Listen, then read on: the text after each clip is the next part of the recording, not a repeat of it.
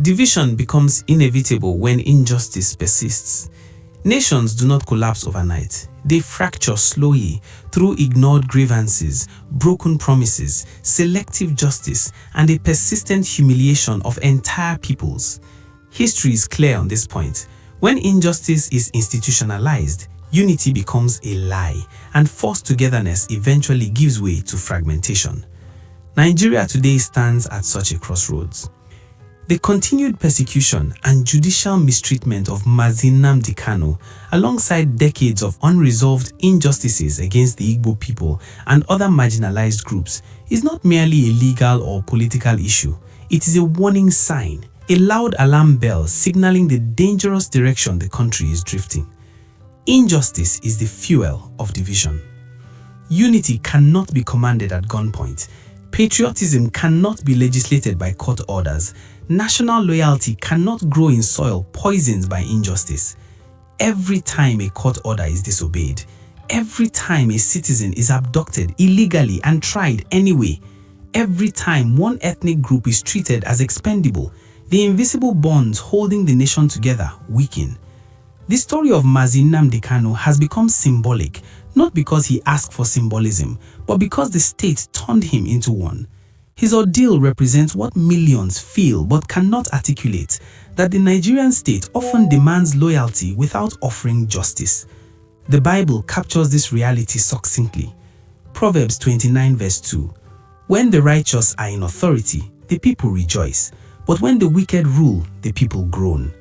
Nigeria is groaning, not because it lacks diversity, but because it lacks fairness. Decades of unaddressed grievances.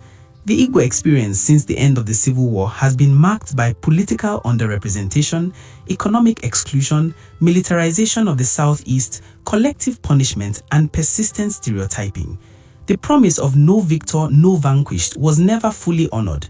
Instead, reconciliation was replaced with silence and silence with force. When Mazi Nnamdi Kanu spoke about these issues, he did not create division, he exposed it. Suppressing the messenger does not heal the wound, it only allows the infection to spread beneath the surface. Jeremiah 6 verse 14. They have healed the wound of my people lightly, saying peace, peace, when there is no peace. A nation that keeps declaring unity without justice is only postponing reckoning. The dangerous precedent of selective justice. One of the most corrosive forces in any multi-ethnic state is selective justice.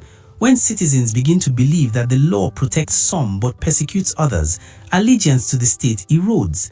The handling of Mazi Nnamdi Kanu's case, particularly the refusal to address jurisdictional defects, illegal rendition, and disobedience of court orders, has reinforced a dangerous perception that justice in Nigeria is not blind but biased. Courts are meant to be stabilizers of nations. When they lose public trust, they become accelerators of instability. Isaiah 59 verse 14. Justice is turned back and righteousness stands far away, for truth has stumbled in the public squares. A society where truth stumbles in courtrooms cannot long remain united. History's unforgiving lesson. History offers no example of a nation that survived prolonged injustice indefinitely.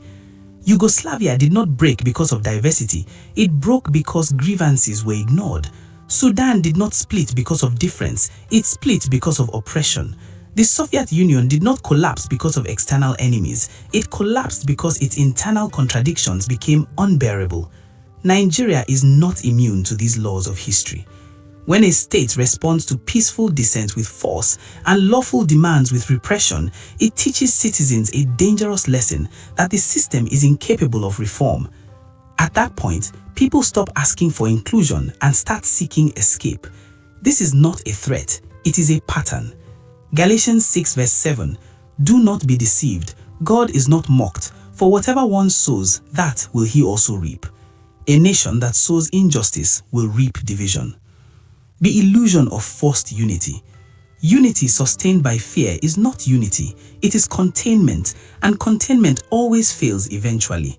The continued detention and sentencing posture against Mazi Nnamdi Kanu sends a message far beyond the courtroom that dialogue is dangerous and conscience is criminal.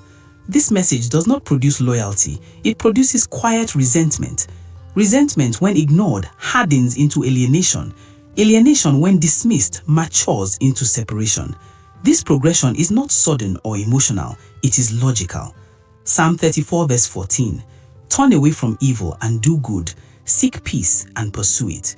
Peace cannot be pursued while justice is avoided. God's warning to nations. The Bible repeatedly warns nations, not individuals alone, that injustice invites judgment. Isaiah 10 verse 1 to 3. Woe to those who make unjust laws. What will you do on the day of reckoning? God does not judge nations only by their economic growth or military strength, but by how they treat the weak, the minority, and the dissenting voice. Nigeria's greatest threat is not secessionist rhetoric, it is moral inconsistency. Mazi Nnamdi Kanu is a mirror, not a cause. It is important to say this clearly. Mazi Nnamdi Kanu did not create Nigeria's divisions, he reflects them. His persecution has intensified awareness of existing fault lines, not invented new ones. Silencing him will not erase the grievances he spoke about, it will only confirm them. Luke 19 verse 40. If these were silent, the very stones would cry out. You can imprison a man, you cannot imprison a truth whose time has come. The last chance for healing. Nations that survive crises do so because they choose humility over pride, dialogue over force, justice over domination. Releasing Mazi Nnamdi Kanu, obeying court orders, and addressing long-standing grievances would not weaken Nigeria, it would strengthen it. Justice is the glue of unity. Psalm 133 verse 1. How good and pleasant it is when brothers dwell together in unity. But unity without justice is counterfeit. God does not bless counterfeit unity. A sober warning, not a celebration. This message is not a celebration of disintegration, it is a solemn warning against it. Those who truly love Nigeria must be brave enough to tell her the truth. A nation that refuses to reform eventually breaks, not because people hate it, but because it refuses to love them back. Proverbs 14 verse 34. Righteousness exalts a nation, but sin condemns any people.